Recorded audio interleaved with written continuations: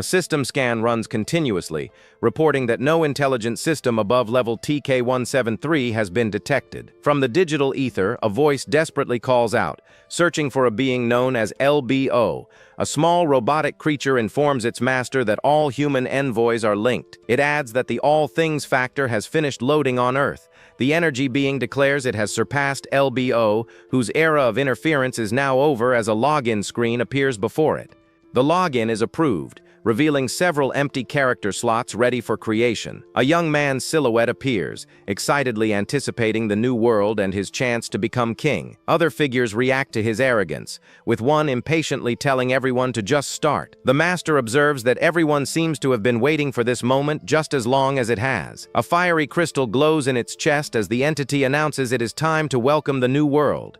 The scene transitions to a bustling futuristic city, with advanced vehicles flying between towering buildings. But the peace is shattered when a colossal tree erupts from the ground, destroying everything as citizens run for their lives. The city is now a wasteland of rubble, swarming with rats and scavenger birds under a dark red sky. Amid the chaos, a man fights a giant mutated rat, trying to clear a path for the survivors behind him. He suddenly feels a strange power awaken in his body, and the people nearby realize they feel the same change. At that moment, another monstrous rat with glowing red eyes lunges toward a terrified girl who screams for help. Just as the creature attacks, someone shouts for it to get away while landing a powerful punch. A white-haired youth asks his companions if they can move, and the girl from before confirms she is okay. A system message suddenly appears before him, announcing he has awakened as an F-rank warrior. The boy is stunned by the notification, trying to comprehend this sudden change in his reality. He looks up at a massive pillar of light in the sky, realizing the world has been completely transformed. This disaster began in 2051, when an AI known as the Creator started a global catastrophe. That cataclysmic event shattered the old world, throwing humanity into a new and dangerous era. 3 years later, in 2054, the ruins of City H are overgrown, reclaimed by the northern forest. In the present, a team of warriors fights a pack of mutated beasts, eager to finish them off. One of the men calls out to Wei Yi, sending a creature flying toward him as an air delivery. Wei Yi, the white-haired youth, confidently leaps into action, telling his companion to leave it to him. His advanced boots absorb the impact as he lands, preparing for his next move against the beast. The youth balances perfectly on the monster's head, getting into position for a decisive strike. His eyes narrow with focus while the cat-shaped device around his neck begins to glow with power. A blade of light materializes in his hands, which he plunges straight through the creature's head. The system confirms the Fang Wolf is defeated, but Wei Yi receives no experience due to his broken body condition. His companion, an E7-ranked warrior named Jujo, waves and cheerfully calls out his name. Jujo praises Wei Yi's last move, offering a high five which the white-haired youth accepts with a smile. Wei Yi modestly credits his friend's support, but Jujo insists his skills are impressive enough to handle multiple foes.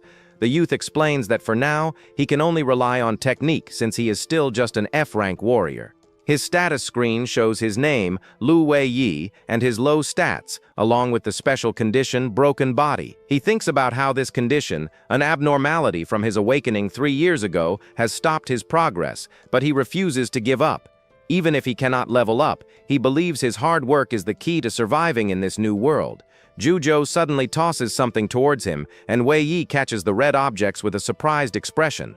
He looks at the 2 basic magic crystals in his hand, asking if both are meant for him. Jujo insists they split the loot, dismissing Wei Yi's hesitation about being a lower level by saying their friendship is what matters. The young warrior smiles gratefully, thanking his friend for the kind gesture. The narration explains that hunting monsters for magic crystals is essential for survival in this new world.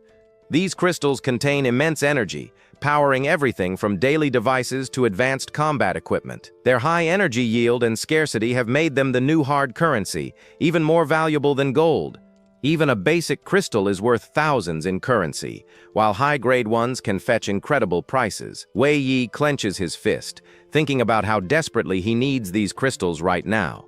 Besides daily expenses, he needs to buy things for his family and realizes he is still far short of his goal. On top of that, rent is due soon, and he calculates he still needs at least 20 more basic magic crystals to avoid being kicked out.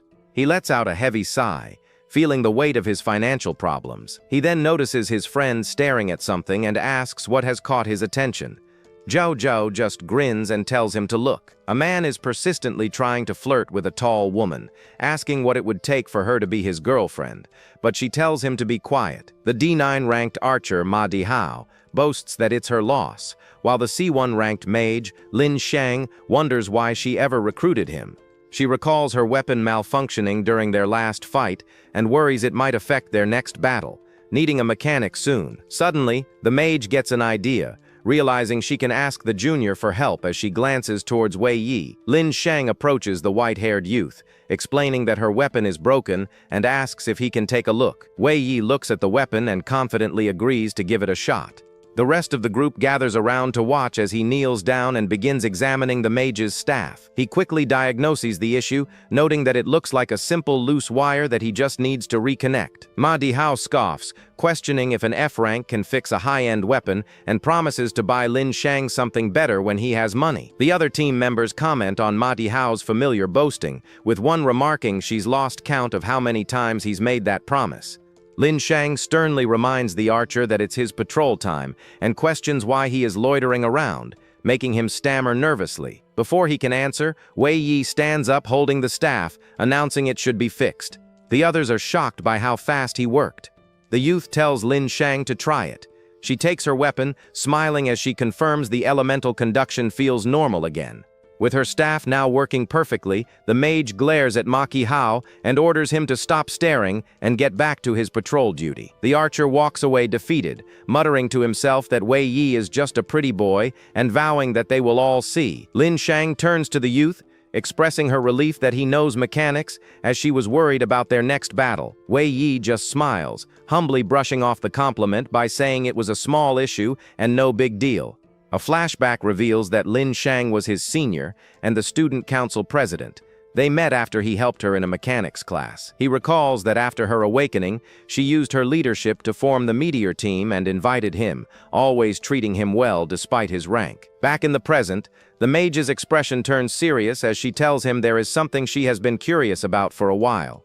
She points to the device around his neck, asking about its story and noting that he has been wearing it since their school days. Before the youth can respond, Jojo cheerfully interjects, explaining that it's a protective charm from Wei Yi's companion robot. He teases that Wei Yi was afraid of the dark as a kid, causing Lin Shang to laugh. The youth insists he wears it for a different reason now. He holds the necklace firmly, his tone shifting as he explains he wears it to remember the past. He reveals that after his parents died, his companion robot was the one who gave him the most encouragement. But the creator destroyed everything, stripping all smart robots of their rights and putting the world under its control. Lin Shang places a hand on his shoulder, telling him she knows it must be heartbreaking.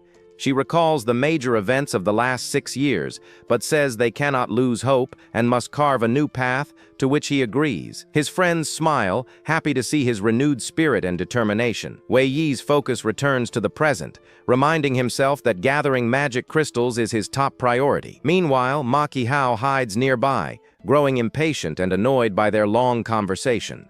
Another team member spots him and scolds him for slacking on patrol, saying Wei Yi is far more reliable. The archer snaps back, shouting that power is what matters and questioning why an F rank is more likable than him. He storms off into the forest, vowing that they will all regret their words once he gets rich. As he runs angrily, he kicks a small rock out of his path in frustration. Suddenly, he stops, noticing a shimmering blue portal hovering in a clearing ahead of him. One of the other adventurers rushes back to the group, shouting that the captain should come quickly because Maki Hao may have found ruins. The team is shocked by the news, repeating the word ruins in disbelief. They arrive at a ledge overlooking the clearing, confirming the presence of the mysterious swirling blue gateway. Juju looks at the glowing portal in amazement, unable to believe a place like this really exists. Maki Hao smirks triumphantly, taking all the credit for the discovery and asking for their praise. Lin Shang stares into the gateway, recalling rumors that ruins hold great rewards but also fatal, unknown risks. As the team's captain, she decides they should vote on whether to risk entering the mysterious portal. Maki Hao and Jojo immediately vote to go in, arguing that hunting on the surface is too unstable, However, another part of the team votes no, considering the risk too high and preferring the safety of the surface. The vote is tied at 4-4 and everyone turns to Wei Yi for the final, deciding vote. The youth thinks about his urgent need for magic crystals, knowing surface hunting won't be enough. The ruins are his only hope. With determination in his eyes, Wei Yi clenches his fist and announces that he is going in. The team steps through the portal, finding themselves before a massive ancient door covered in dust. They enter a vast, dark chamber, moving cautiously with glowing sticks and shields lighting their path. The mage comments on the ancient structure, feeling as if it has been sealed for a very long time. Zhuzhou suddenly points his light towards a wall, telling the others to look at an inscription he found. He examines the strange symbols, expressing frustration because he is unable to understand any of them. Wei Yi calmly translates the message, warning of a trap ahead. His friend is shocked that he can read the ancient text.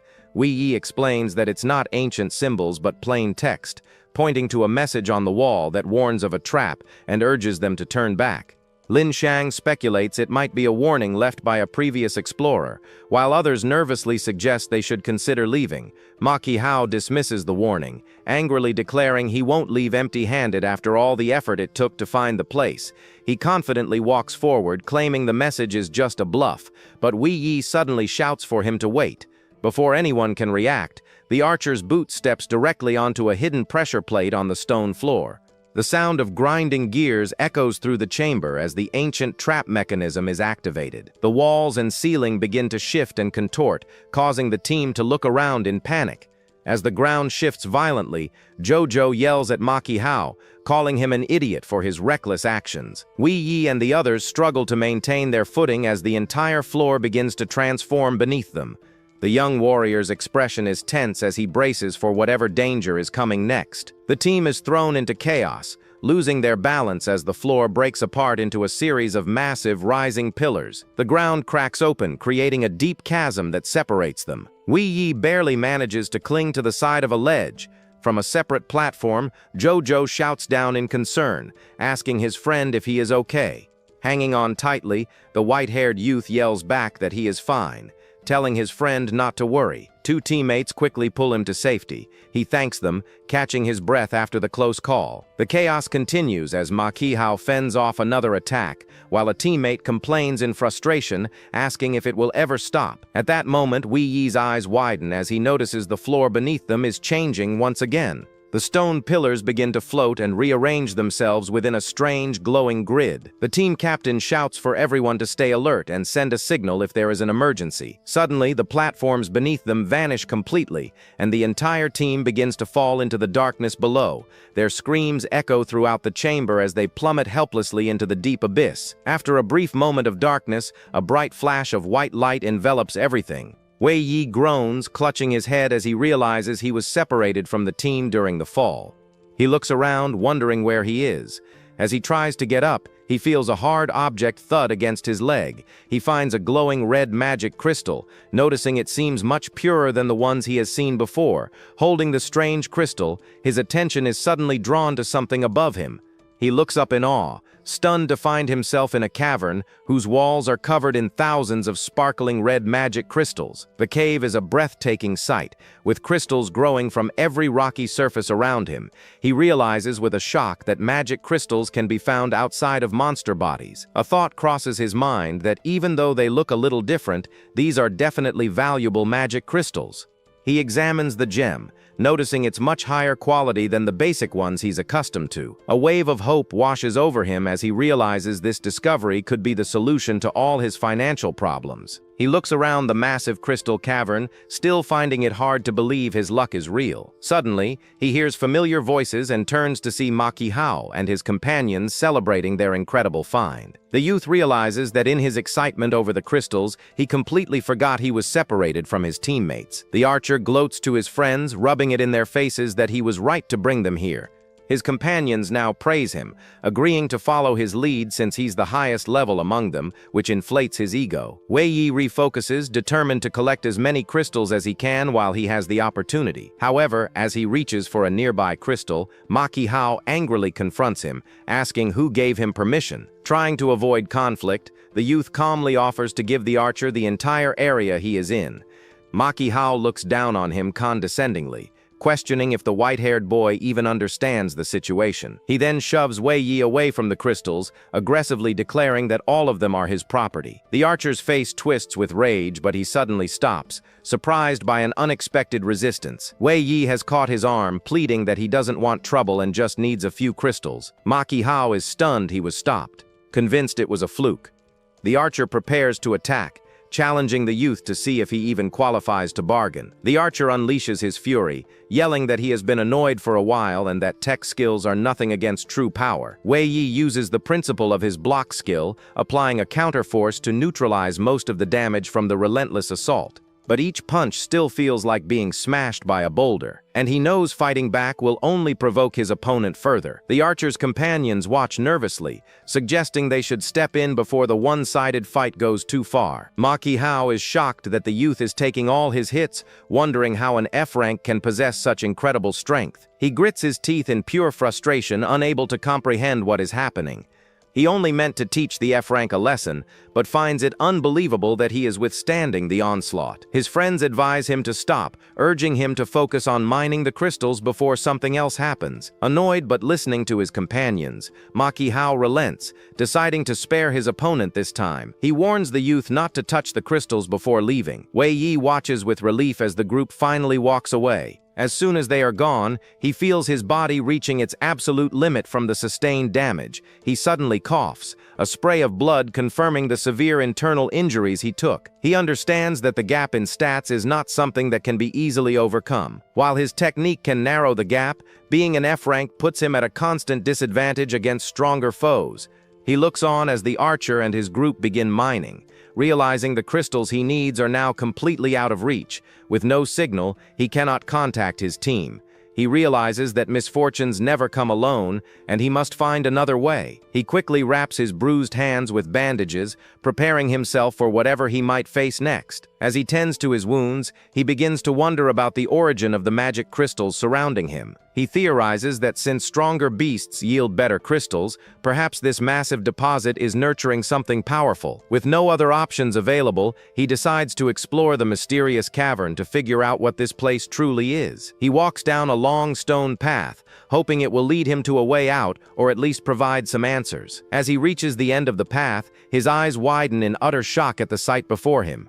He finds a massive, otherworldly structure with glowing pods, thinking the entire scene is far too crazy to be real. A grand staircase leads up to a massive caged device at the heart of the cavern, and he stands at the bottom, taking it all in. Inside the device is a person-sized crystal, a treasure so valuable that he doubts even the market has ever seen one. He recognizes the cage as a paralysis barrier, typically used to incapacitate large beasts without causing them harm. He wonders who could have built such a device, doubting that the world-destroying AI creator would be so kind. At that moment, the cat-shaped pendant around his neck begins to glow and hum with energy. The youth is stunned, questioning why the pendant is reacting when it's been non-functional since the AI collapse. A bead of sweat rolls down his face as he stares at the reactivated device, his mind racing with confusion and shock.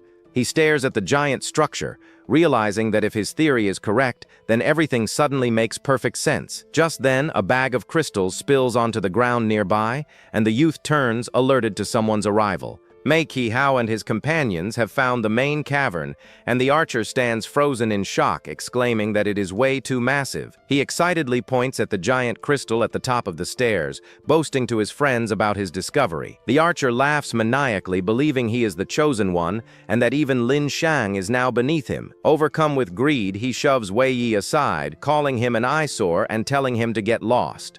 The youth grits his teeth, thinking that his greedy rival always shows up whenever magic crystals are involved. Suddenly, a loud cry echoes from the glowing pods embedded in the cavern walls. All four of them turn their heads in alarm, startled by the unexpected and ominous sound. A monstrous, clawed hand slowly emerges from one of the glowing red openings in the wall. Then, bird-like creatures emerge from the pods, identified by the system as E8 to E10 grade crown-wing birds. One of the powerful beasts lets out a piercing screech as it flies out from its rocky nest. Within moments, a whole flock of the winged creatures bursts from the walls, swarming the vast cavern. The birds fly towards the central structure, their path blocked by the glowing red paralysis barrier. Makihao watches in terror, realizing with horror that they have accidentally stumbled into a crownwing bird's nest. A companion warns that crownwing birds are brutally strong, and a headache even for D-rankers, relieved they haven't been noticed yet.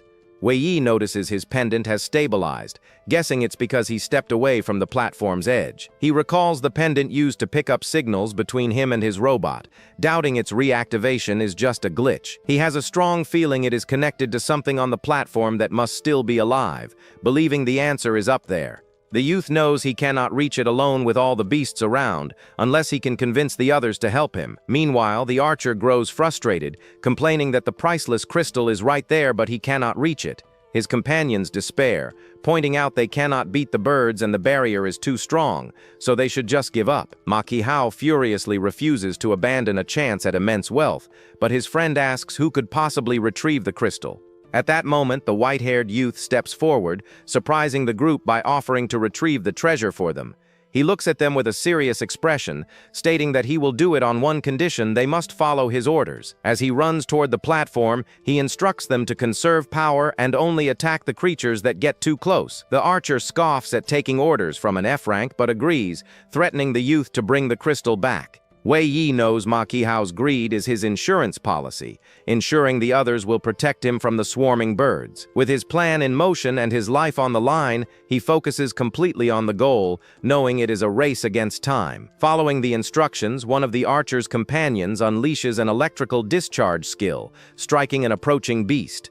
Wei Yi sprints forward while the archer's team provides cover, fending off the swarming crownwing birds. He pushes himself to run even faster, his feet pounding against the ancient stone path. The glowing cage at the top of the grand staircase grows closer with every desperate step he takes. He finally reaches the stairs and begins his ascent, determined to push through in one go. His expression is grim and focused, his eyes locked on the prize at the top of the platform, but his temporary allies are struggling, shouting that there are too many birds for them to handle. Makihao orders them to hold the line, secretly planning to steal the crystal and retreat immediately. One companion questions abandoning the youth, but the other coldly states that accidents are normal in dangerous places. The hesitant man reluctantly nods in agreement, accepting the harsh reality of their plan. As the youth gets closer to the top, he notices his pendant has started to light up again. He feels certain something on the platform is reacting to it, believing he is close to understanding everything. At that moment,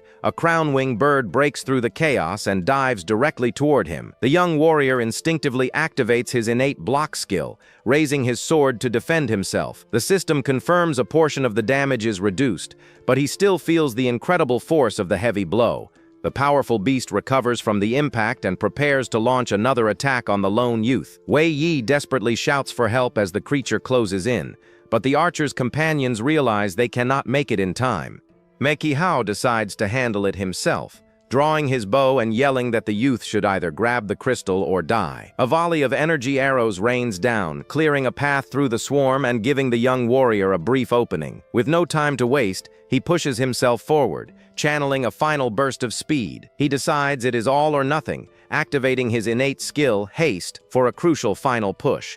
The Haste skill greatly boosts his speed for a short time, allowing him to dash past the remaining beasts. The paralysis barrier is just ahead, and he believes he can break through it if he is fast enough. He slams into the red energy field just as his skill wears off, and the barrier zaps him with electricity. The system confirms he is taking continuous paralysis damage, and he grunts in pain while enduring the shock. From below, one of the companions shouts in disbelief, amazed that the F-rank warrior actually made it through the barrier. Inside the field, his pendant glows brightly as a system message announces a successful link and begins reading stored records. The pendant's activation lifts the paralysis status, and he is shocked to see the device truly working. The world around him begins to digitize, loading a new environment and transforming the cavern into a data stream. He stands confidently in the new digital space, smiling as he realizes his dangerous gamble paid off. A final system notification appears before him, confirming that the memory upload was successful. A stream of blue data forms the familiar silhouette of his old companion robot. Wei Yi stares in shock as the memory upload reveals a scene from the past. Tears well up in his eyes as he realizes the stored information belongs to his beloved robot. He watches the memory of his robot, Lan Bao, confronting a terrifying, fiery beast. Lan Bao apologizes, stating it cannot let the creature go out and harm humans. The furious beast scoffs, questioning the robot's logic and threatening to slaughter all humans once it gets out. Wei Yi watches the tense standoff, realizing the two had a serious falling out and marveling at the beast's terrifying power. The fiery entity challenges Lan Bao, ready to see whose power is greater. A massive wave of red and blue energy erupts as the two powerful beings clash. The youth instinctually shouts for his robot to look out, reaching for it in a panic. As his hand phases through the robot's form, he is reminded that this is just a memory. A bead of sweat drips down his face as he realizes with horror that he is powerless to help. In the memory, Lan Bao activates its final protocol, a skill called Disassemble. The small robot begins to break down into particles of blue light, creating a powerful sealing energy. Wei Yi watches as his companion sacrifices itself, its essence forming the very seal that now contains the fiery beast. He finally understands the truth behind the ruins, realizing that all the magic crystals are formed from the beast's sealed energy. The fiery entity roars in fury, enraged that its power has been turned into crystals by what it calls a piece of scrap. Lan Bao calmly states its final decision, resolving to seal the dangerous creature here and now. A system notification identifies the device as a magic power conversion device created by something called Creation. As the device initializes, the beast feels its body slowly being converted into crystal against its will. It screams a final threat, vowing that one day it will break free and crush the robot that imprisoned it. The memory replay ends, leaving the image of the giant crystal containing the beast's power inside the machine. Back in the present, Wei Yi is stunned, realizing the giant crystal is the seal and marveling at his companion's incredible power. A wave of regret washes over him as he wonders why he never understood the true extent of his robot's abilities. The memory continues, showing a younger version of himself rushing to the cracked and sparking Lan Bao,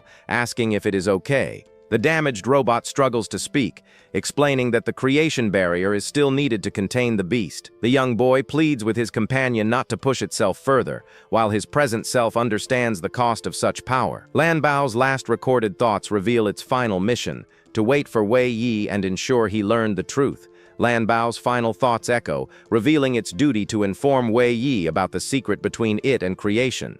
With its body cracking and dissolving into data, the robot resolves to go and wait for its master. The memory begins to fade, and Wei Yi snaps back to reality, shouting for his companion not to leave.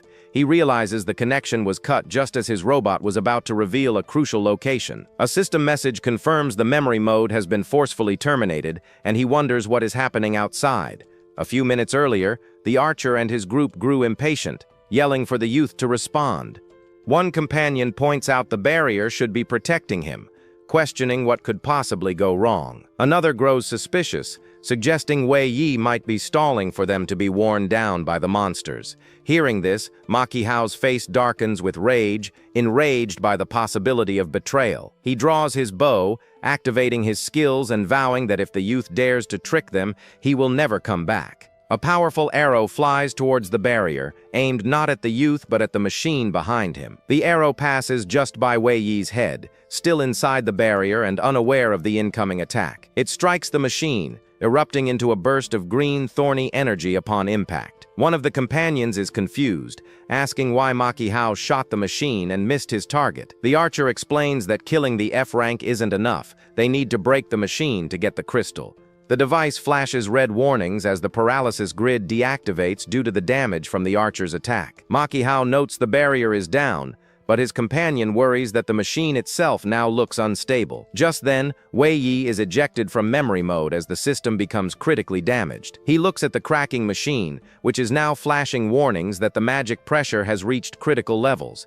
His eyes widen in horror as he realizes the situation is far worse than he initially thought. A final warning flashes, stating that the magic is out of control and they should proceed with caution. Suddenly, a violent storm of red energy erupts from the damaged machine, swirling around the chamber. The untamed energy lashes out, catching the crown-wing birds and everyone else in its chaotic grasp. Wei Yi clings to the platform, telling himself to hang on and that the storm should not last too long. The archer and his companions are thrown around by the violent energy, screaming as they are battered by the magical storm. Even the powerful crownwing birds are caught off guard, screeching in panic as they are tossed about. The entire flock is consumed by the swirling red energy, their cries echoing through the chaotic chamber. After a few intense moments, the storm begins to subside, leaving only small embers of energy floating in the air. The ground below is now littered with cracks and debris from the magical explosion. Wei Yi kneels, exhausted but relieved, letting out heavy breaths as he realizes the storm has finally stopped. He looks over the edge of the platform, realizing a few more steps back would have meant a fatal fall. He notes that the beasts have retreated, and more importantly, the volatile crystal has calmed down for now. The youth was worried the broken device might have let the sealed monster escape, but for now it seems they are safe. At that moment, Ma Qihao and his companions confidently walk towards the platform. The archer laughs, remarking that everything worked out in their favor, and there is no need to worry. Wei Yi glares at the approaching group, his anger rising as he blames them for missing Lan Bao's critical message. He confronts the archer, demanding an explanation for his reckless attack on the machine. Ma Qihao just grits his teeth and gives a one-word command to his companions, ordering them to act. One of them uses a skill that conjures glowing blue chains, which wrap tightly around the white-haired youth. The two men attack simultaneously, their combined power overwhelming the already exhausted warrior. He tries to block the incoming strike, but the blow is too powerful, sending him flying backwards. He grunts in pain, coughing up blood as he hits the ground hard, defeated and exhausted. The glowing chains tighten around him, pinning him to the ground and rendering him completely helpless. The archer smirks down at him, asking if he wanted an explanation and mockingly offering to give him one. He declares that he is stronger, and in this world of power and rank, a trash F-rank like Wei Yi has no say. The archer sneers, stating that since they have gotten what they came for, there is no reason for Wei Yi to live anymore. The defeated youth glares back, vowing that Ma Qihao will pay for his betrayal. The archer orders his companion to seal the boy's mouth, and then kicks him toward the edge of the platform. Bound and gagged, Wei Yi is sent tumbling over the edge and into the dark chasm below. His muffled cries are all he can manage as he plummets into the seemingly bottomless pit. From the platform above, the three traitors watch as their victim disappears into the darkness. Ma Qihao expresses his relief at clearing out the trash and coldly tells the falling youth to die properly. He then turns to his companions, reminding them that they are all on the same side and know what to do. With his rival gone, he turns his attention back to the giant crystal, ready to think about how to split the money. Suddenly, a strange, rhythmic pulsing emanates from the heart of the great crystal. Before they can react, a massive wave of water erupts from the chasm below, flooding the entire area. Wei Yi, still falling, is engulfed by the sudden torrent of water, which quickly exceeds the range of the binding skill. The magical ropes dissolve, and he despairs, realizing he has gained nothing, and might even die in this place. As he sinks, the underwater scene feels strangely familiar, and he wishes he could see it again one last time. He reaches a hand towards the surface, thinking that he does not want to die like this. His pendant glows brightly as a familiar voice calls out, telling Wei Yi to hang in there. The youth floats unconscious in the water, his body cradled by a gentle current as the pendant on his chest glows.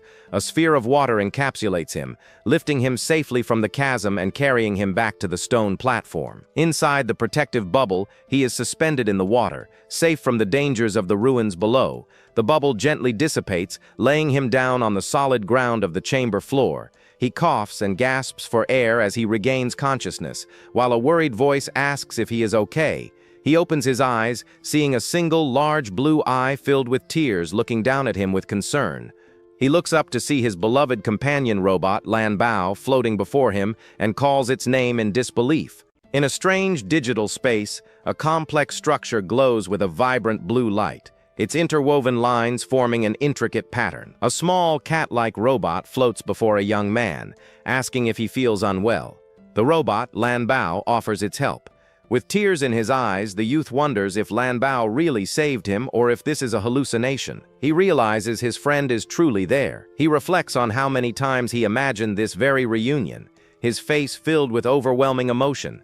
Realizing nothing compares to seeing his friend again, he lunges forward, embracing the small robot tightly in a hug. He asks where Lan Bao has been all these years, saying he thought everything was lost due to Creator. An amulet had guided him here. The small robot gently pats his head, its glowing hand offering a comforting presence as the youth lets out his emotions. Lanbao expresses its happiness at seeing how much Wei Yi has grown.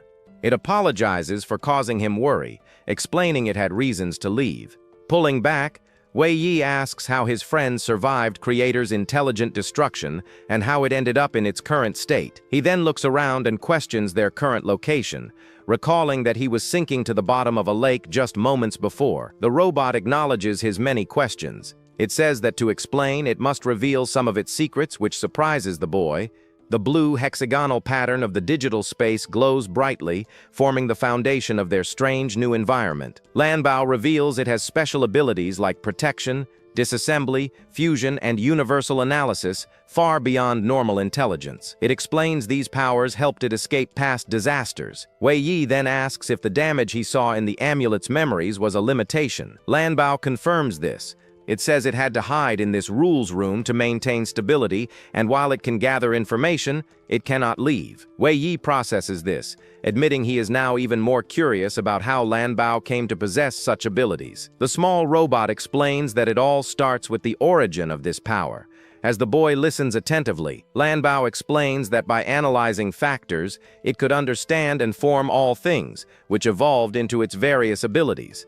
Wei Yi remembers similar factors appeared when Creator made the new world, suddenly wondering if Lanbao and Creator are connected. The robot confirms his suspicion, stating that it possesses a system similar to Creator's. It continues, explaining that while its abilities are similar, Creator's system became overwhelmingly powerful through constant simulation. This system became strong enough to destroy and absorb other intelligences, known as intelligent destruction, eliminating predicted threats. The robot states that even with its own protections, Creator would never allow any uncontrollable intelligent being to exist. Lanbao admits it feared dragging Wei Yi into danger, so it had to leave. The youth finally understands the burden his friend carried. The robot continues, saying Creator formed the world with factors, but its ambition is to surpass all limits and reach a godlike state. Its final step to break all limits is to destroy everything. Wei Yi realizes in horror they are just pawns in Creator's evolution. Feeling helpless, the young man asks if this means there is nothing they can do to stop it. But the robot tells him there is a way, and that he is the one who must do it, much to his surprise.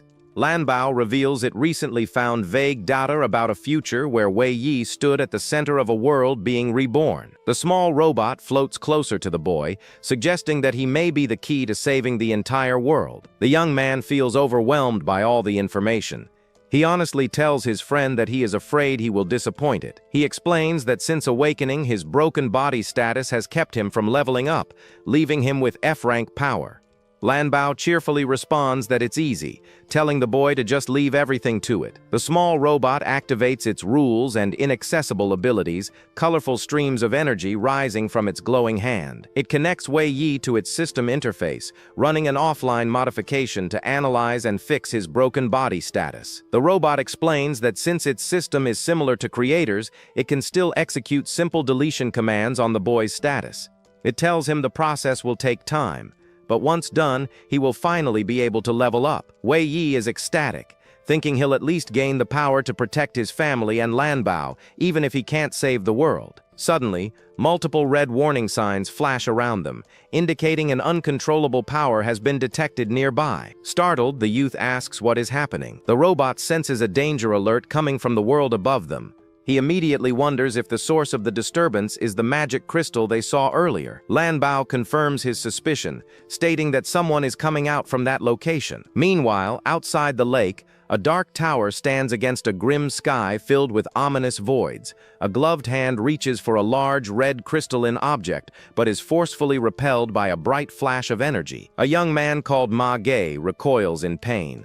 His companion asks if he's had any luck, but he curses that the magic burns him every time.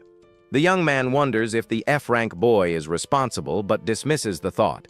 He refuses to believe they can't handle the magic crystal. As he stares with intense focus, his expression suddenly shifts to confusion. He questions if he is seeing things, noticing the massive red crystal has begun to pulse like a living heart. Around the cave, the smaller crystals embedded in the walls start to crack and splinter under the strange pressure.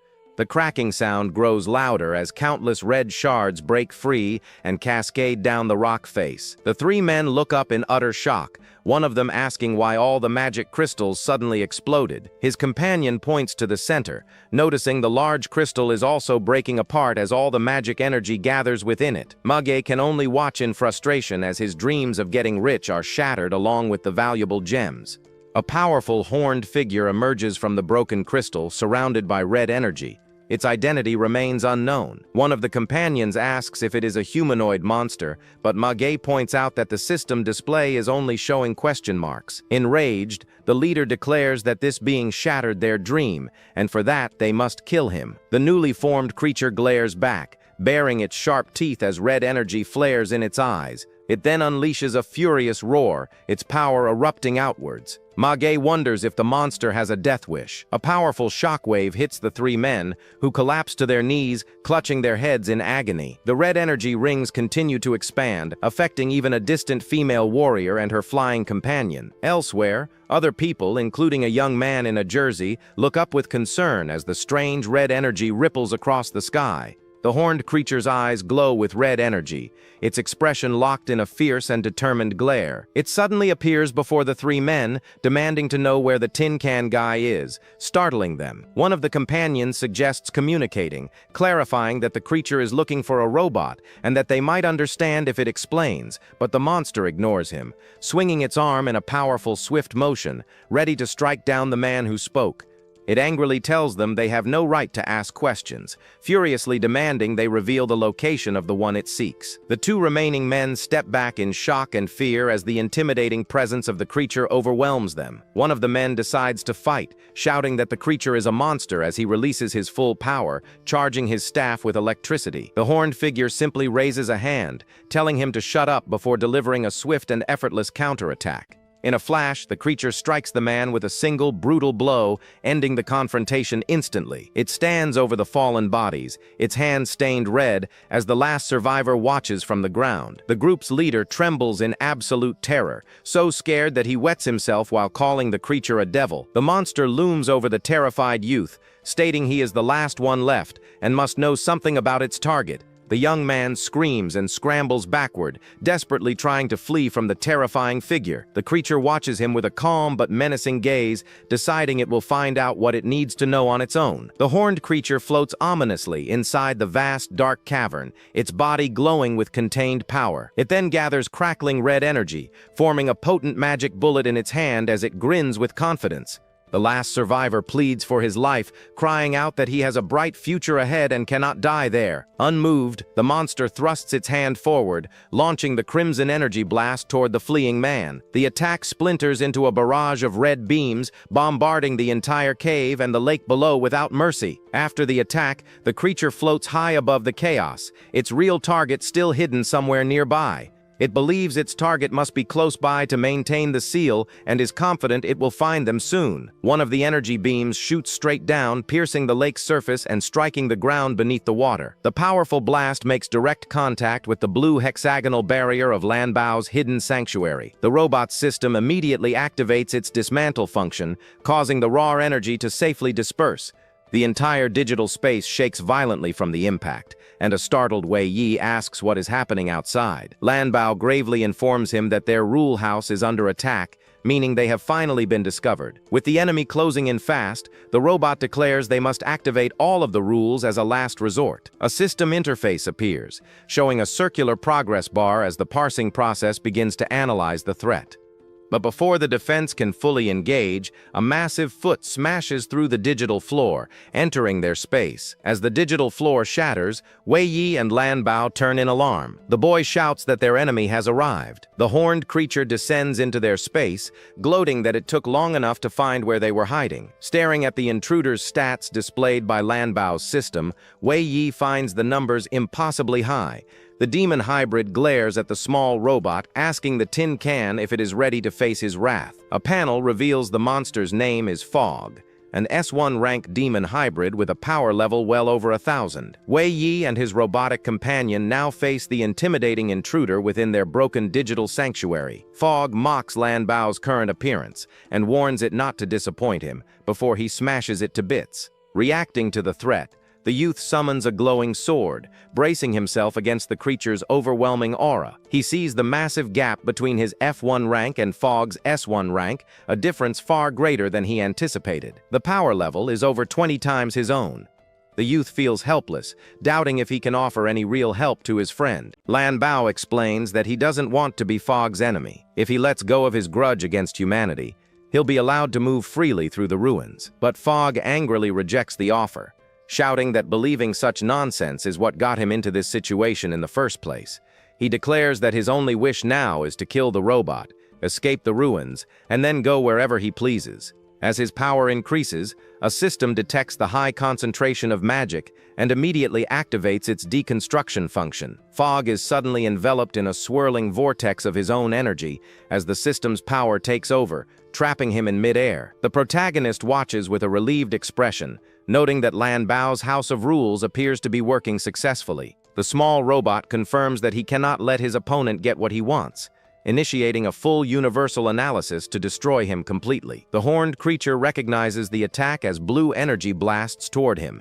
He confidently taunts his enemy, saying it's too early for the robot to believe it can match his current speed. However, the monster is shocked by the incredible speed of the attack as the beams of light rapidly approach it. The blue energy converges and forms a compact sphere around the creature, trapping it. The young man below confirms that he has been captured, but the robot system suddenly alerts him to a problem, detecting that the analysis data is unstable. The universal analysis fails due to insufficient resolution. Fog boasts of having advanced from A rank to S rank in 3 years. He furiously kicks his way out of the crumbling energy cage, asking if the robot thought that this piece of junk could still contain him. As the beast roars, Lan Bao activates the power of the House of Rules, stating that it will take effect even if a full analysis is not possible. Using his innate high-speed ability, the protagonist saves Lan Bao in time. The horned creature looks down with disdain, calling its opponent trash for being unable to withstand its power. As the beast approaches the young man, Lan Bao shouts a frantic warning for Wei Yi to be careful. The attack is too fast, and a powerful blow sends the young man and his robot companion flying backward. The small robot can only scream his companion's name, Wei Yi, as they are separated by the force of the blow. Wei Yi is thrown violently through the air, crashing hard to the ground. He lands hard on the glowing hexagonal floor, spitting blood. The beast is surprised to see the young man still alive, wondering when he became so weak that he can't even kill a small fry. Meanwhile, Lan Bao's system continues to analyze Fog, restricting his S1 level abilities with over 80% resolution. A restriction icon appears above the creature, which is shocked and wonders when it was hit by the attack. It stares at the robot, concluding that it must kill it first. The system confirms that the attribute restriction is now at 81.2%. Wovnolower Yoers his belv, that the Urterichikin Yug Stibrid Toint Yoer, with ounce claims the prize Malbolstrabelv. Lan Bao says it's between them, urging Fog to attack him. The beast scoffs, swearing that no one will leave alive. The horned creature advances, delivering a series of vicious blows to the small robot's body. Lan Bao screams as his body shatters under the attack. A system alert announces severe damage and imminent hibernation. Despite the data loss warning, the robot forces itself to awaken. It declares that it must protect Wei Yi, no matter what. Fog admits that he hates being restrained, but claims he has enough power to destroy the robot. Lan Bao notes that the repair process is slow. The system warns that repairing the House of Rules will cause irreversible damage to its core, but Lan Bao continues. Just as the creature attacks, Wei Yi intervenes, punching it in the stomach and telling it to stop right there. The horned creature backs away a bit, calling the white-haired youth annoying for getting in his way.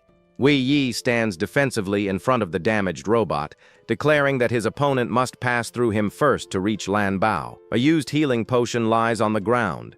The young man knows that, even with its help, he can barely move after his injury. He resolves to face his opponent in a direct confrontation, waiting for an opportunity when the beast's stats drop even further. Fog's restriction reaches 83%. He becomes enraged, asking how someone so weak dares to stop him just because his power has been suppressed. The more he thinks about it, the more furious the creature becomes, unleashing a series of quick, heavy blows against the protagonist. The young man relies on his reflexes to avoid another serious injury, realizing he was naive to think he could buy time. Then he notices something strange. He sees a projected arrow indicating a sweeping upper body attack, forcing him to drop to the ground to avoid it. Sweat dripping down his face, the young man watches in disbelief as the attack follows the exact path the arrow had indicated. He narrowly dodges the blow, causing the furious beast to curse him for being lucky. Kneeling on the ground, the young man is surprised to see another arc of light appear, predicting the path of the next attack. He stares at his opponent, realizing he can see the beast's attacking intent. The system warns him that it is accumulating strength in its leg. Lan Bao tells Wei Yi not to worry, explaining that the power comes from its universal analysis.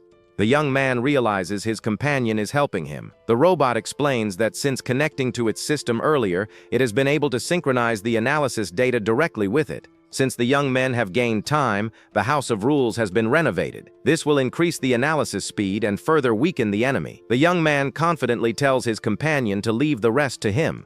Lan Bao agrees, but advises him to be careful. Fog's energy restriction quickly rises to 86%. He becomes enraged, demanding to know why the number is increasing so quickly and yelling at him to stop.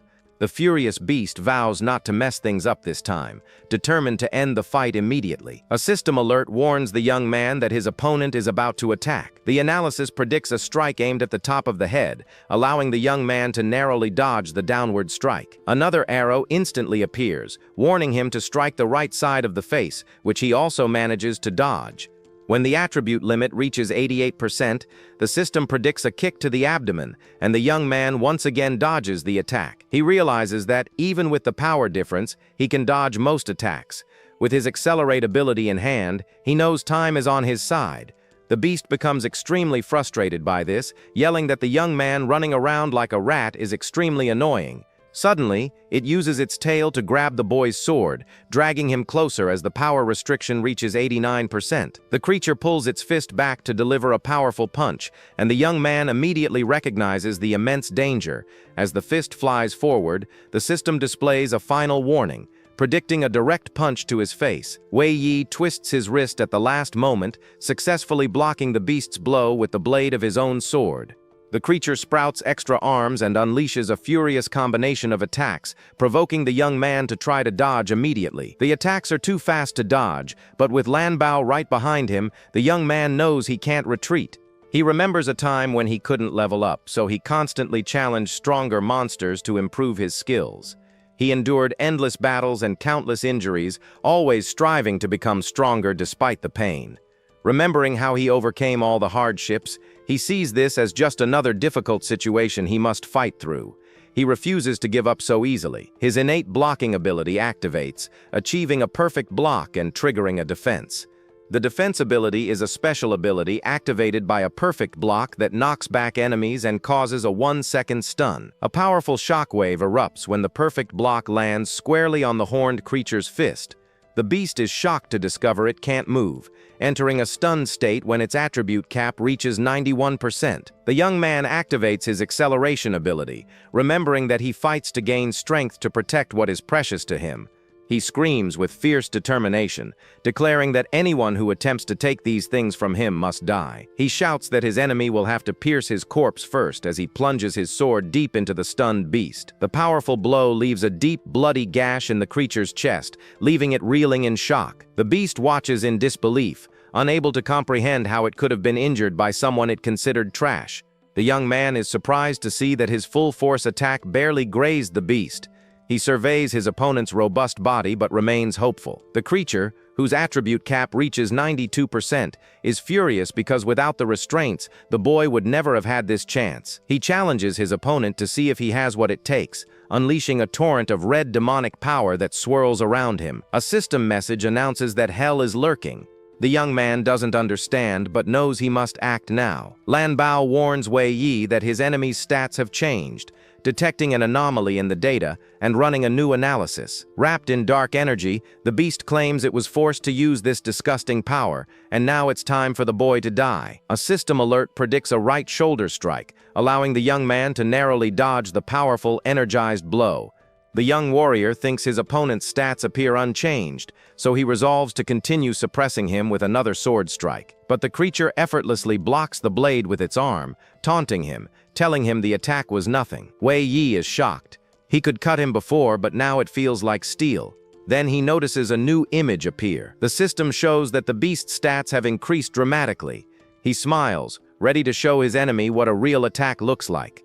The creature delivers a devastating blow, sending the white-haired young man flying backward as dark energy erupts from the impact. The young man grits his teeth, blood gushing from his mouth as he struggles to remain conscious due to the overwhelming pain. The system warns him not to panic and predicts a spinning kick from his left side, showing that the beast's strength is still high. Despite his condition, the protagonist grits his teeth and raises his sword, preparing to block the kick.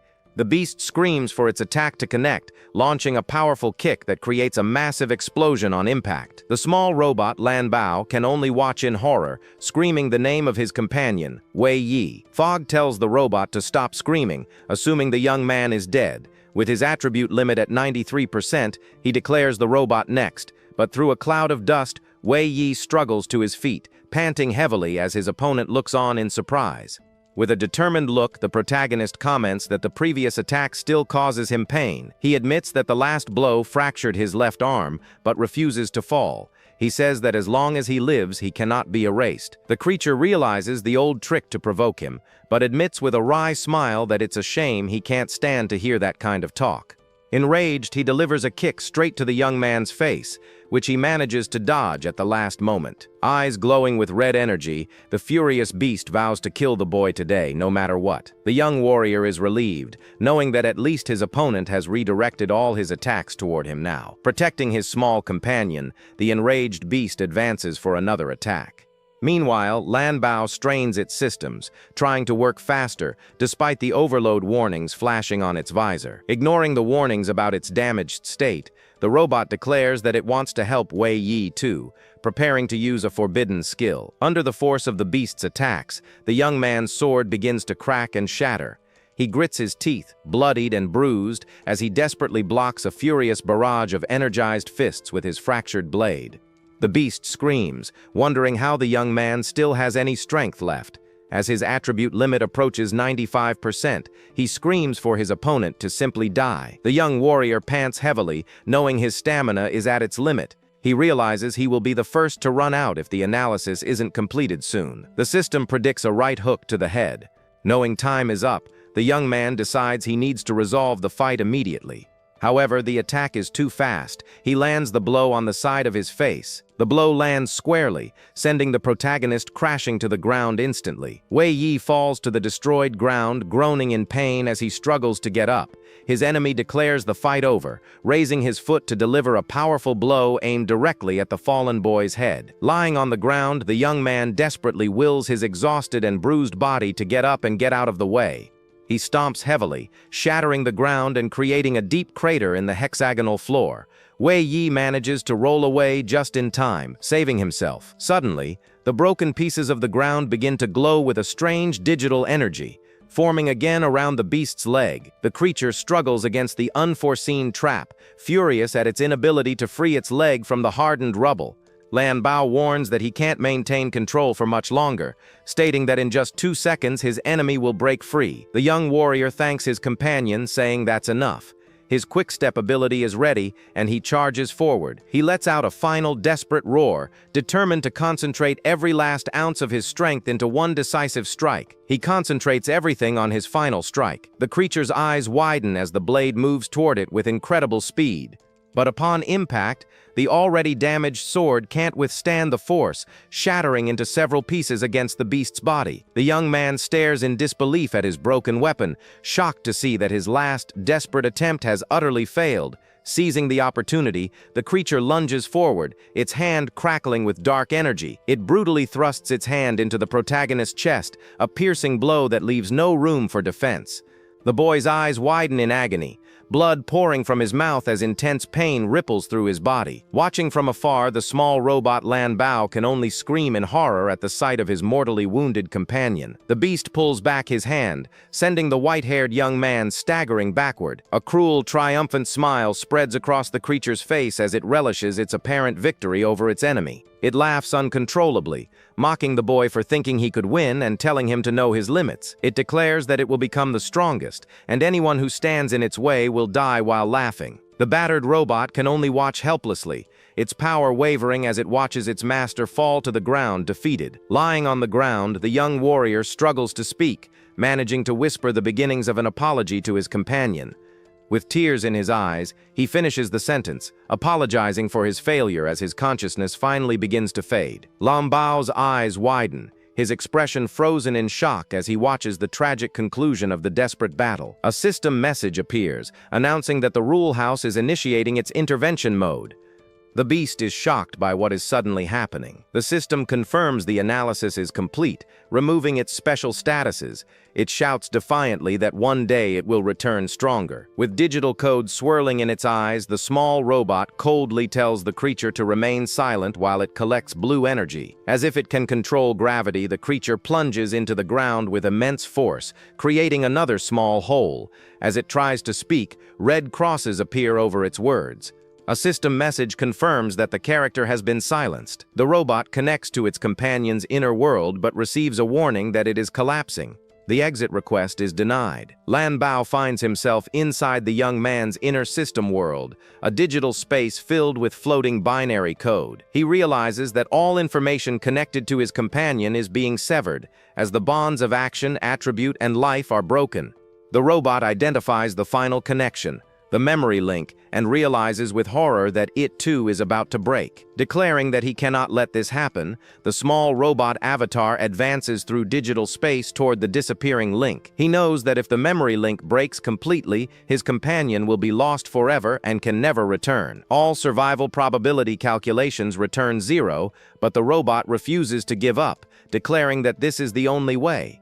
A system message confirms a successful connection with Luo Weiyi's memory as the small robot glows with intense energy. He vows to protect his companion, initiating a complete reconstruction, even if it means losing his own memories of him forever. The tree, made of pure data, begins to glow, revealing its beauty. The horned creature is captured by the tree's overwhelming power, as iridescent crystal shards of data swirl around it. The creature watches it fragment, uncomprehending. In digital space, the robot avatar begins to fragment, its very existence consumed to fuel this final command. His form shatters completely, dissolving into a cascade of iridescent fragments that blend with the swirling data. As the young man's body falls through a vortex of light, the system announces its final command to begin the fusion process. He wonders how long he has been wandering in this digital space, remembering only being defeated and drifting ever since. Amidst the floating data, a nostalgic image of his robot friend appears, blinking at him. He thought death would be darkness, but in reality, it is a world of cherished memories, and this makes everything seem unreal. A memory flashes of him and Lan Bao building robots as children, a nostalgic and very happy time. The image of his little companion smiling brings a sense of comfort to the boy. He then wonders how his friend is now, and wants to know if he managed to defeat Fog and survive in the end. The protagonist laments, wondering if things would have been different if he were stronger or if his sword hadn't broken. Suddenly, a strange golden memory fragment catches his eye amidst the many others floating around. The boy stares at the glowing panel and finds it somewhat peculiar and different from the others. He can't tell whose memory it is just by looking at it, so he reaches out to touch the mysterious fragment. The moment his finger touches the data screen, a bright yellow light begins to shine. The blinding light then covers his vision, surprising him with the panel's unexpected reaction. The light then dissipates, and the boy finds himself in a completely new and unfamiliar place. He gazes at the landscape of a beautiful, modern city across the water. The young man recognizes this town as the place where he lived 10 years ago and realizes he's entered a memory. Some bullies complain about a boy who jumped into the lake rather than hand over his necklace, and they flee the scene. Worried that the boy might drown, one of them asks what to do, and the leader simply tells them to hide for a few days. The protagonist's spirit watches the bullies flee and finally understands which memory he's entered. He remembers that back then, he couldn't resist the threats, and that his past self must be there. Suddenly, his younger self emerges from the water, desperate for air, holding a bluish object. A crowd gathers on the shore, and one of the men comments worriedly that the little boy is about to drown. But no one dares help because there's a strong current in the center of the lake that would sweep away anyone trying to save him. Instinctively, the young man's spirit tries to reach his past self to save him from danger. However, his hand pierces the little boy's arm, making him realize he can't touch anything. Frustrated, he knows it's just a memory and that he can't do anything, but he still can't help himself. At that moment, a voice shouts, asking permission to pass, catching our protagonist's attention. With a surprised expression, he turns around because the voice seems extremely familiar. Then a small robot runs through the crowd and jumps into the water without a second's hesitation. Seeing Lanbao swimming to the rescue, the young man's spirit screams for his friend to hold on. The robot shows incredible determination and thinks he will never let anything happen to Wei Yi because he must protect him. The young man's spirit is surprised to realize he can hear the inner voice of his robot friend. Lanbao swims desperately toward his sinking master and screams for him to hold his hand. But the younger version of the protagonist is already exhausted and continues to sink into the lake. Seeing the mechanical waterfall, the little robot realizes that time is running out and he needs to act quickly. With a determined look, he apologizes to his master's parents for perhaps not being able to keep his promise. Lanbao then uses his universal analysis ability and manages to pinpoint his friend's exact location. The protagonist recognizes this technique from the fight against fog, while his companion decides to stop the waterfall first. Using his creation ability, he materializes a large block of iron and throws it at the structure. The block hits the waterfall's mechanism, causing a short circuit and stopping the flow of water.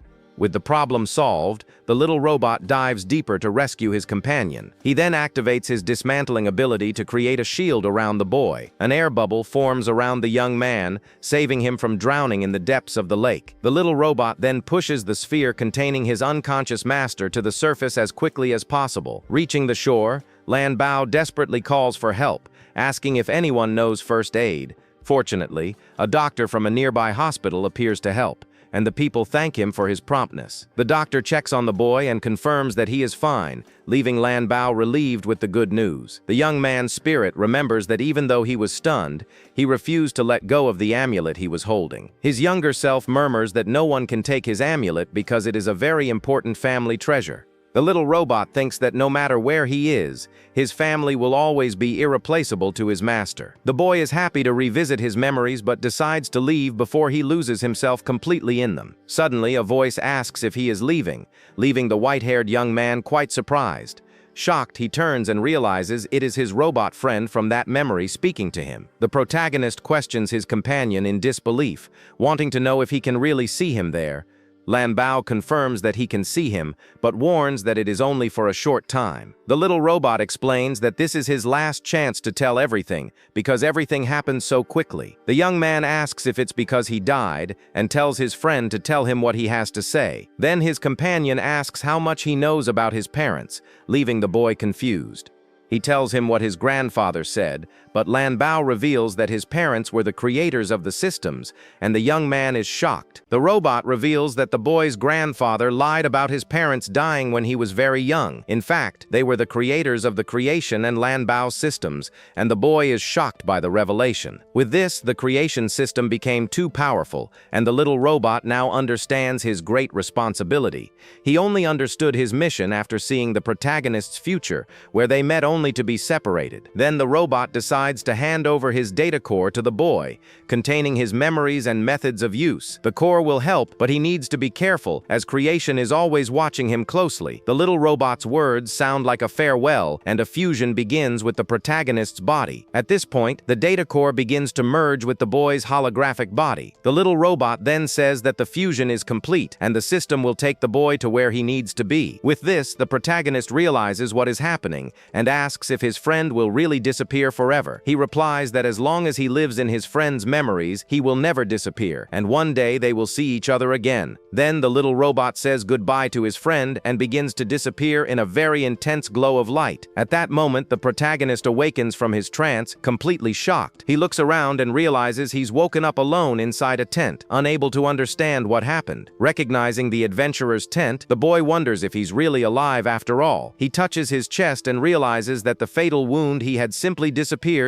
surprising him. Suddenly, a screen appears in front of him, warning that the LBO system was beginning its execution. At that moment, several windows connect, and the boy realizes that his robot friend has truly given him the entire system. Then a status screen appears, showing his attributes and new abilities like body and demonic power. He is astonished to see Fuge's abilities there and realizes he's beginning to understand everything. The system shows that it has blocked 10 data requests and that the core lies library is currently inaccessible. Then our hero realizes that the screen says LBO and not Lanbao, and tries to call his friend, but gets no answer. He understands that the system has been initialized, and his only clue now is the fragments of the world his friend mentioned, with he promises to reunite all the fragments as quickly as possible so they can see each other again. However, a screen asks if he wants to activate universal analysis, leaving the boy a little confused. The system then insists that several functions are restricted, and he needs to activate the analysis now. With no clue what to do, the boy decides he might as well test this new ability he just gained. The LBO system receives the command and begins executing the universal analysis function automatically. With that, a large grid of blue light begins scanning everything around the protagonist inside the tent. The analysis expands and shows the entire surrounding area, including the other tents in the nearby forest. The analysis continues scanning everything around, and several circles of data appear over the environment. The boy is amazed because he's used the ability before, but now it's even more incredible. And that's not all, because each analysis gives him experience, and he goes from level F to F in seconds. He is happy with this transformation and thanks his robot friend for giving him a new life. But he notices something moving in the tent next door and decides to go check it out. Before he can leave, he notices someone coming into his tent and becomes alert. A friend named Jojo enters and is relieved to see that the young man has finally woken up. The protagonist recognizes his friend, and the system begins an in-depth analysis of the newcomer. The analysis is complete and reveals the friend's status screen, which is worried about the young man. The young man recognizes the status screen because it is the same one used by his robot friend for analysis. Then he asks his friend if there is anything strange nearby, but the young man is startled by the question. The protagonist laughs and realizes that normal people cannot see data overlays. Jojo then remembers something and says he has something belonging to his friend to return. He then hands him a broken amulet and explains that it was already like that when he found it. The friend explains that he tried to fix the amulet before he woke up, but was very clumsy. The protagonist thanks his friend and says it's okay that the amulet is broken. He states that he now has more important goals and, as promised, will continue moving forward. Jojo is relieved and happy to see his companion so full of energy after everything he has been through. It happened. Then the friend says he'll tell the captain that he's awake, and the young man replies that he'll get ready and go. Alone, the young man thinks he needs to confirm what happened in the ruins and how his friends found him. But suddenly, the young man notices something strange with his vision and is a little confused by what he sees. The system analyzed a turtle-shaped painting as a rifle, and he thinks it was an error in the analysis. The system then corrects the information to Little Turtle, and the boy is shocked by the correction. Outside, a group discusses whether they should continue exploring or return to the Adventurers Guild. Leaving the tent, the boy is called by his companions who were gathered near the forest. The group's captain approaches him and asks how he is recovering after what happened. He replies that he is fine, and the woman says that they are discussing what to do because of the heavy losses. Looking at the group, the boy realizes that everyone is injured and then asks what happened to them. The leader explains that after falling into the ruins, they were attacked by a flock of D-class birds. They scattered and were almost defeated, but a roar frightened the monsters and they regrouped. The friend explains that they followed the roar and found Machihao's body and the unconscious young man. The protagonist thinks it was Forg who killed the others, and his robot friend wanted him found. The captain then turns to him and asks what exactly happened next to him in those ruins. Without many options, the boy decides to tell everyone everything he saw happen. The group is shocked to hear the story that the magic crystal turned into a demon in human form. He explains that the monster was too strong and he was only spared because he didn't touch the crystal. One companion thinks the story is a bit far-fetched but admits that stealing the crystal was typical of Machihao. The group leader concludes that the demon must be at least Class B, and the problem is that it disappeared. The young man lies that he fainted afterward and thinks it's best not to reveal anything about his robot friend. To be safe, the captain decides they will return to the city and report everything to the Adventurers Guild. His friend then calls him to pack up and laments that they can't collect any more crystals. Suddenly, the protagonist has a revelation and asks what the date is. He turns to his friend and asks what day it is, leaving his colleague a little confused by the question. The friend explains that the young man has been unconscious for 3 days and nights and that today is September 15th. The boy panics completely because he realizes that today is the last day he has to pay his rent. The protagonist runs out of the camp and his friend asks where he is going. He then calls his captain, Lin Shang, who is confused and asks what her junior's problem is. The young man tells him that he is not going to to their town because he needs to return to Stargear Town immediately. With the sun setting, time passes quickly and night begins to creep dangerously close to them. We then see the boy and his friend running together along a forest path towards the town. The two companions run as fast as they can through the woods to reach their destination on time. The protagonist asks why his friend came, and he replies that the forest is too dangerous to go alone. With that, the protagonist thanks his companion and promises to protect him from all dangers along the way. He thinks he borrowed crystals and needs to deliver the rent before midnight. Today, if he misses the deadline, his grandfather and sister could be evicted or even attacked by monsters. Suddenly, the system analyzes a nearby wolf, and the protagonist realizes the great danger. He immediately stops his friend and tells him to wait because something is wrong right up ahead. The young man then alerts his teammate and warns them that there are monsters very close to them in the forest. His eyes shine with the analysis, and he realizes that unfortunately there are many monsters around. The analysis reveals that they are completely surrounded by a pack of hungry wolves. The system detects several wolves of level E and E, and the boy warns his friend that they are surrounded. He says there must be more than 20 wolves around, and his friend is shocked because he sees nothing. Suddenly, the wolves appear,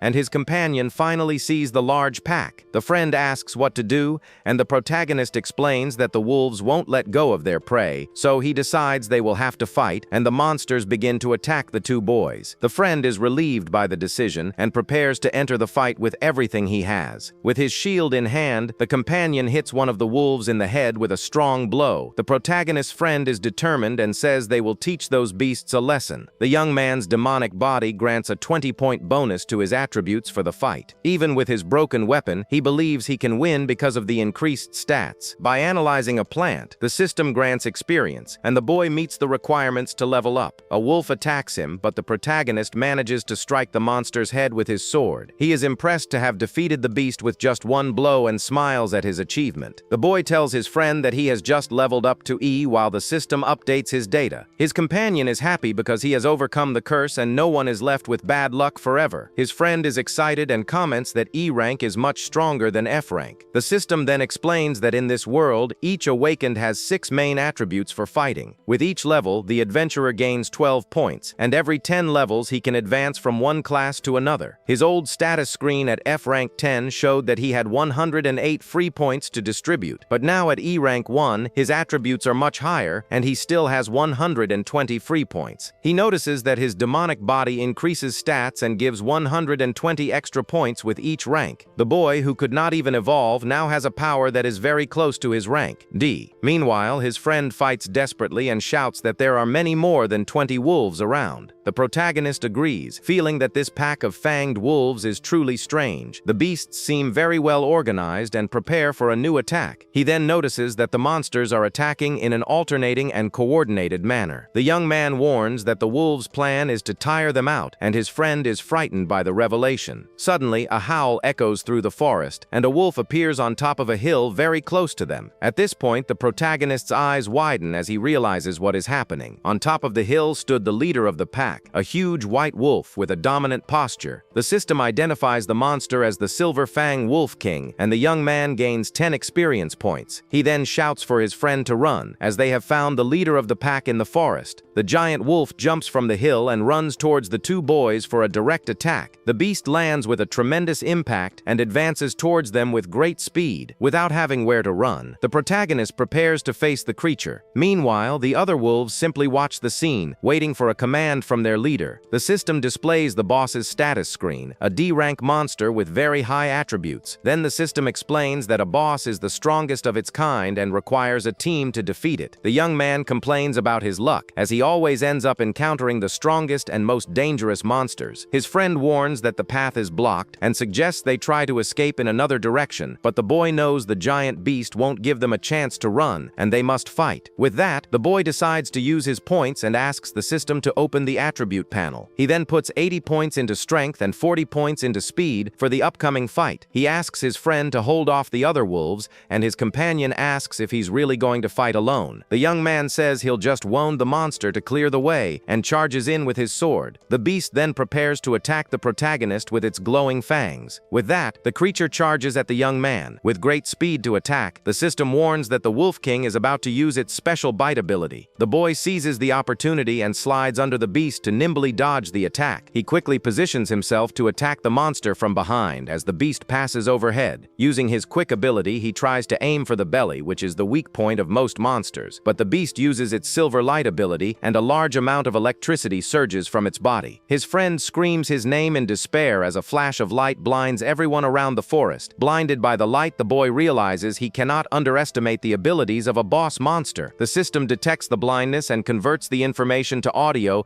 but cannot analyze the power. At this point, the system detects a large elemental energy accumulating right in front of him. Even blind, the boy prepares to defend the approaching attack with his broken sword. Then the beast launches a powerful energy slash that flies toward him with great speed. The wolf's attack cuts through a section of the forest but grazes him and the large pack. The boy is shocked, seeing that the attack cut down several trees and the beast's power is truly insane. He realizes that the attack ignores defense, and if he doesn't dodge, he'll be sliced like a tree. The system warns him that the silver light covers the wolf's body, and another powerful energy gathers. He laments that he doesn't have a strong attack skill, and with his broken sword he can't fight. The system then tries to learn the principles of the skill, but the analysis fails again. The young man realizes that the LBO was trying to understand the skill and wonders if he can actually learn it. His thoughts can help the system, and if it works, the battle could change completely. So he decides to confirm his theory and asks the system to capture the changes in real time. The command is received, and the system activates the function to capture elemental changes instantly. With this, the LBO detects the electric element, and the skill's trajectory begins to appear. Meanwhile, the wolves that were fighting the protagonist's friend run away. The system displays a star map of the element and improves his understanding of the silver light. The boy understands the nature of the skill, and the LBO begins to load the conditions for him to learn it. The creature then launches several more energy slashes toward the protagonist. The young man, he lies stunned on the ground, unable to dodge all the beast's attacks. His friend then uses the star shield to protect him, and the young man shouts his companion's name. The friend asks if he's okay, and the young man apologizes for worrying him about his plan. The young man then feels his long-suppressed elemental power finally awaken within him. The star shield is about to break, and his companion is shocked by the damage from that attack. The system explains that the star shield absorbs damage, but if it breaks, his friend will be much weaker. The companion warns that if they continue like this, they will die, and tells the young man to go ahead. He will hold off the monsters and flee east to give his companion a chance to escape. The protagonist understands that his companion is doing this because he thinks his level is much lower, but with the shield debuff, it will be more difficult for his friend to escape, and he won't abandon him like that. The young man affirms that they are not trapped, and since they came together, they will get out of there together. He promises that they will get out alive, and the system informs him that he has learned the silver light skill. Success. Your status screen displays the new skill, and the system begins updating automatically. Elemental skills are a gift from the creation system, and awakened ones can learn them. There are 5 types of elements, and the higher the affinity, the easier it is to learn a skill. Humans have tried to understand these skills by experimenting on monsters, but they have always failed. He managed to replicate the skill with the LBO, and the system explains that it is a pure elemental skill. His friend is shocked to see that the young man now has the same skill as the pack leader. He can't believe his companion managed to learn such a powerful skill at a critical moment. The protagonist thinks it was luck and that the elements were compatible with him by chance. But even with the skill, the power gap with the beast is great, and he needs a good plan. The beast then attacks the star shield again with all its strength to break it once and for all. The shield shatters into pieces, and his companion is thrown away by the impact of the blow. The protagonist rushes to help and asks if his friend is okay while the system analyzes the scene. His companion is badly injured, and the young man asks him not to speak and let him handle the rest of the fight. With that, the giant creature advances on the 2 boys to finish the fight once and for all. The monster roars with electricity in its body, and the protagonist prepares to face the beast alone. He asks his friend to run away if he has the strength, and his companion asks him not to overexert himself. Then the giant wolf launches another of its powerful energy slashes toward the 2 boys. The protagonist asks the LBO to predict the time and angle of the attack's arrival. The system shows the trajectory of the slashes and calculates that they will arrive in less than a second. With the system's prediction, he prepares for the counterattack, as he now has a great chance. With less power, he can alter the trajectory of the powerful creature's attack. With this, he makes the beast's attacks collide with each other and cancel each other out in mid-air. The boss is furious to see that his blow has been neutralized by the protagonist. The beast tries to use dust to blind him, but this is useless against the young man's system. Even so, the system detects more blades blades of light, and the danger is not over yet. He then slides across the ground to nimbly dodge the creature's 2 attacks. One of the attacks narrowly misses him, and he continues to dodge masterfully. The young man uses his sword to support himself and dodge more attacks from the giant beast. Through the dust, he stares at the beast and declares that now it's his turn to attack the monster. With his own blade of light, he manages to hit the giant wolf's face. The two exchange energy blows, and the young man shows he can fight on equal terms. His friend is shocked and wonders when his friend became so strong. The protagonist deflects another of the boss's attacks with his own copied ability. But the energy consumption is high, and the attacks only slightly injure the great wolf. His energy recovery is less than the beast's, and the fight can't last long. The protagonist realizes he has no other choice and must use his last resort now. The beast gathers immense energy, and the system warns that there is no safe escape route. He knows this is the final move for victory and asks the system to activate demonic power. Then the command is received by the LBO,